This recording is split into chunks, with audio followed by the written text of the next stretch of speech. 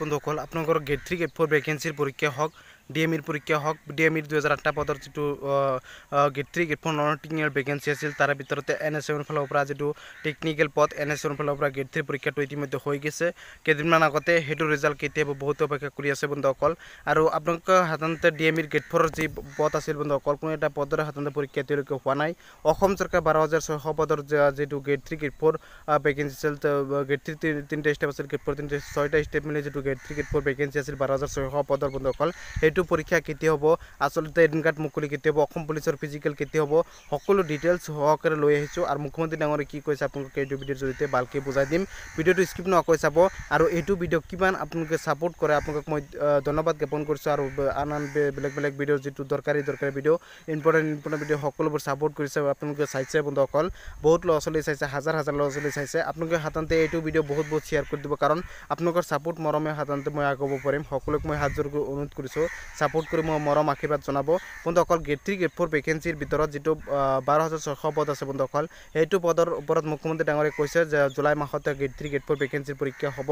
অসম চৰকাৰৰ যেটো অসম পুলিচৰ ফিজিক্যাল হ'বলগীয়া আছে 5563টা পদৰ আপোনালোকৰ হাতে যেটো 36টা পদৰ আপোনাৰ 5000 প্লাস পদৰ আপোনাৰ যেটো অসম পুলিচৰ ফিজিক্যাল হ'বলগীয়া বাকি আছে এই পদৰ আপোনাৰ ফিজিক্যালটো আপোনাৰ হাতত জুলাই মাহতে হ'ব বুলি মুখ্যমন্ত্ৰী ডাঙৰে কিন্তু ইতিমধ্যে ঘোষণা কৰিছে বন্ধুসকল আপোনালোকে ডাইৰেক্ট কৈছে জুলাই মাহতে হ'ব কিন্তু বহুতে মোক কমেন্ট কৰি আছে বহুতে মোক জনাই আছে যে জুলাই মাহতে আগষ্ট মাহত জুলাই আগৰ জুন জুলাই মাহতে আপোনালোকৰ বানপানী হয় জুন জুলাই মাহতে আগষ্ট মাহত আপোনালোকৰ বানপানী থাকে গোটেই অসমত বানপানী ভৰপুৰ হৈ থাকে কোনো এটা স্কুল কলেজ সকলোতে বানপানী থাকে কেনেকৈ পৰীক্ষা হ'ব কেনেকৈ ফিজিক্যাল হ'ব এটো ডাঙৰ এটা প্ৰশ্ন বন্ধুসকল সকলো মনত যিসকল সাধাৰণতে গম পায় তেওঁলোকৰ মনত এইটো প্ৰশ্ন জুলাই মাহত কেনেকৈ পৰীক্ষা হ'ব বন্ধুসকল অসম চৰকাৰ অসম মুখ্যমন্ত্ৰী ডাঙৰে ইতিমধ্যে জনাইছে যে জুলাই মাহতে হ'ব বন্ধুসকল জুলাই মাহত নহলে আগষ্ট মাহত হ'ব মোৰ মতে ফিজিক্যাল হ'ব কিন্তু গেট 3 গেট 4 ভেকেন্সিৰ পৰীক্ষাটো আপোনালোকৰ কেতিয়াও সাধাৰণতে জুলাই মাহত পাতিব নোৱাৰে মোৰ মতে বন্ধুসকল মুখ্যমন্ত্ৰী ডাঙৰে কৈছে জুলাই মাহত হ'ব কিন্তু মোৰ মতে জুলাই মাহত কেতিয়াও পাতিব নোৱাৰে কাৰণ অসম গোটেই অসম জুৰি সাধাৰণতে বানপানী হৈ থাকে প্ৰতি বছৰ বানপানী হৈ আছে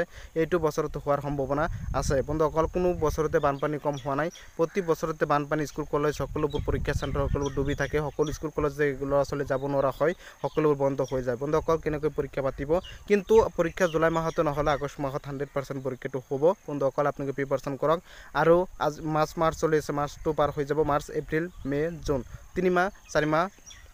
সময় আছে এতিয়া বন্ধুসকল 4 মাহ সময় আছে বন্ধুসকল ভালকে প্ৰিপাৰেচন কৰক পৰীক্ষাৰ হাজু হওক আৰু মই আদনতে বহুত দিন প্ৰিপাৰেচন কৰিব পৰা নাছিলো আকৌ ষ্টাৰ্ট কৰিম বন্ধুসকল আপোনালোকৰ সাপোৰ্ট মোৰ আশীৰ্বাদ বিচাৰিছো আৰু গেট 3 গেট 4 ভেকেন্সিৰ সকলো আপডেট সকলো খবৰ মোৰ চেনেলৰ পৰা পাব আৰু ডিএমইৰ পৰীক্ষাটো আসলতে ডিএমইৰ পৰীক্ষাটো হ'ব আপোনালোকৰ গেট 4 পদৰ পৰীক্ষাখিনি বাকি আছে সেই পৰীক্ষা অতি সোনকালে হ'ব এতিয়ালৈকে কোনো ধৰণৰ খবৰ পোৱা নাই সকলো আপডেট সকলো খবৰ মোৰ চেনেলৰ পৰা দিয়া হ'ব সকলোৱে সাপোৰ্ট কৰিব আশীৰ্বাদ জনাব অসম চৰকাৰ প্ৰতিটো খবৰ মোৰ চেনেলৰ পৰা পাব আপোনালোকে মই সকলোকে সাপোৰ্ট কৰিবলৈ অনুৰোধ